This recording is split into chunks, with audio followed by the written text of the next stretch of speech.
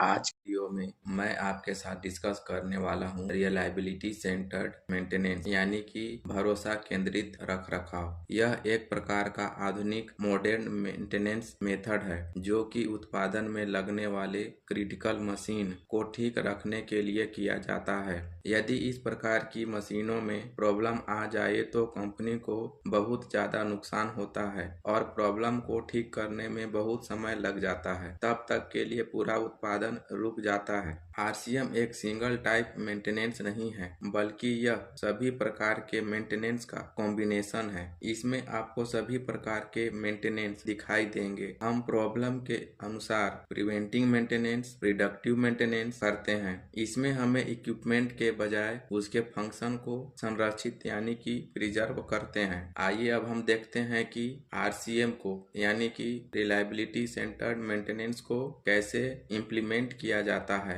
इसमें मुख्य 7 पॉइंट का ध्यान रखा जाता है जिसे मैं एक एक करके आपके साथ डिस्कस करना चाहूंगा। सबसे पहले क्रिटिकल मशीन को लिया जाता है, उस पर डीप एनालिसिस किया जाता है। इसमें खासकर 7 बातों का ध्यान रखा जाता है। What is the equipment purpose and performance standard, machine को चलाए रखने का क्या उद्देश्य है और उसके क्या क्या मानक हैं। दूसरा है in what way does it fails to perform its function, किस तरह से मशीन अपना काम करना बंद कर देता है। तीसरा है what events are causes of failure, machine के फेल होने या बंद होने के पीछे क्या कारण है। जब मशीन फेल होता है या ब्रेकडाउन होता है तब एक्चुअल में क्या होता है। पांचवा इम्पोर्टेंट पॉइंट है जब मशीन फेल हो जाता है, बंद पड़ जाता है, तब ओवरऑल प्रोडक्शन लाइन पर क्या प्रभाव पड़ता है। Six point what can be done proactively to prevent और मेंटेन और मिनिमाइज द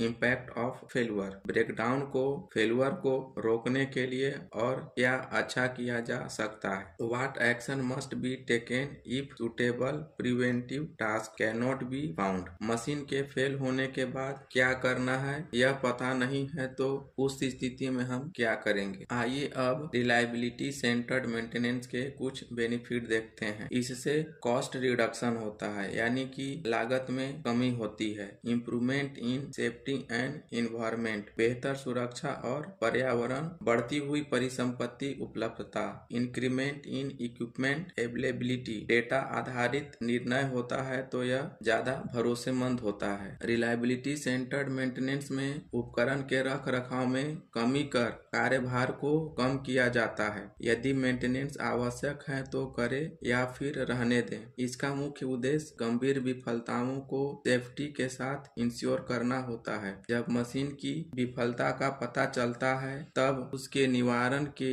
लिए हर संभव कोशिश किया जाता है और समय रहते ठीक कर देने की वजह से मशीन की अवेलेबिलिटी भी बनी रहती है और इसी प्रकार के दोष निवारण के लिए डाटा भी तैयार हो जाता है। जैसा कि कोविड-19 में वैक्सीन बनाते समय हुआ था, सभी प्रकार के रिलेटेड डेटा होने की वजह से वैक्सीन को बहुत जल्दी बना दिया गया था, नहीं तो इस काम को करने में कई वर्ष लग जाते। आइए अब देखते हैं रिलायबिलिटी सेंटर्ड मेंटेनेंस क्यों किया जाता है। हमारे प्लांट में जो भी हैवी मशीनरीज है, इक्विपमेंट है, परिसंपत्तियों की कार्य क्षमता बनाए रखने के लिए और संभावित विफलताओं को रोकने और उनके अस्थायी यानी कि परमानेंट समाधान करने के लिए किया जाता है। अब तक हमने रिलायबिलिटी सेंटर्ड मेंटेनेंस से रिलेटेड बेनिफिट देखा, कैसे एग्जीक्यूट करें, क्यों किया जाता है। अब हम देखते हैं कि आरसीएम के क्या ड्रॉबैक्स बैक हैं। कॉन्सेप्ट कितना भी अच्छा हो, कुछ न कुछ डिसएडवांटेज होते ही हैं। उसी तरीके से आरसीएम के भी कुछ डिसएडवांटेजेस हैं। इसका शुरुआती लागत बहुत अधिक होता है, इसमें समय की खपत होती है,